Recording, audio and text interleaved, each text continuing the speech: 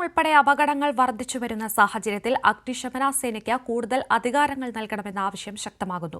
ഇത്തരം അപകടങ്ങൾക്ക് കാരണക്കാരാകുന്നവർക്കെതിരെ നടപടി സ്വീകരിക്കാൻ അധികാരം നൽകുന്നതുൾപ്പെടെ കേരള ഫയർഫോഴ്സ് നിയമത്തിൽ കാലോചിതമായ പരിഷ്കരണം വേണമെന്നാണ് സേനയ്ക്കകത്തു നിന്നുള്ളവരടക്കം ആവശ്യപ്പെടുന്നത്.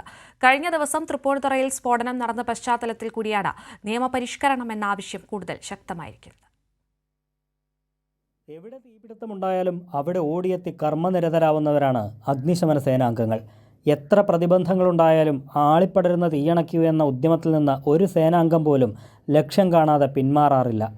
അപകടങ്ങളിൽ പലതും അശ്രദ്ധ കൊണ്ടോ മനഃപൂർവ്വം ക്ഷണിച്ചു വരുത്തുന്നതോ ആയിരിക്കാം. എന്നാൽ തീയണയ്ക്കുക എന്ന ജോലിക്കപ്പുറം ഒരു നടപടിയും സ്വീകരിക്കാൻ നിയമപരമായി സേനയ്ക്ക് കഴിയില്ല.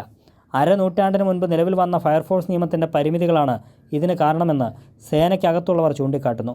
1963 സേന രൂപീകരിച്ചതിൻ്റെ തൊട്ടടുത്ത വർഷം നിയമം നിലവിൽ വന്നെങ്കിലും നാളിതുവരെ പരിഷ്കരിച്ചിട്ടില്ല. ഫയർഫോഴ്സിൻ്റെ എതിർപ്പില്ലാ രേഖയില്ലാതെ കെട്ടിടം നിർമ്മിക്കുക, അനുമതിയില്ലാതെ പടക്കശാല പ്രവർത്തിപ്പിക്കുക തുടങ്ങിയ നിയമലംഘനങ്ങളാണ് പലപ്പോഴും വലിയ അപകടത്തിലേക്ക് നയിക്കുന്നത്. തൃപ്പൂണിത്തുറ ചൂരക്കാട് കഴിഞ്ഞ ദിവസമുണ്ടായ സ്ഫോടനം ഇതിന് ഏറ്റവും ഒടുവിലത്തെ ഉദാഹരണമാണ്. എന്നാൽ അപകടമുണ്ടായാൽ പതിവ് പോലെ തീയണയ്ക്കാനെത്തുക എന്നതിലപ്പുറം ഒന്നും ചെയ്യാൻ കഴിയാത്ത സേനാംഗങ്ങൾ പലപ്പോഴും നിസ്സഹായാവസ്ഥയിലാണ്. ഈ സാഹചര്യത്തിലാണ് മാനദണ്ഡങ്ങൾ ലംഘിക്കുന്നവർക്കെതിരെ നടപടിയെടുക്കാൻ അധികാരം നൽകുന്നതുൾപ്പെടെ നിയമത്തിൽ പരിഷ്കരണം വേണമെന്ന ആവശ്യം ശക്തമായിരിക്കുന്നത്. ഏതാണ്ട് 10 വർഷം പഴക്കമുള്ള ഈ ആവശ്യം വകുപ്പ് തലത്തിൽ പരിഗണിച്ച് 2 വർഷം മുൻപ് സർക്കാരിന് ശുപാർശ സമർപ്പിച്ചിരുന്നു. കൈരളി ന്യൂസ്, കൊച്ചി.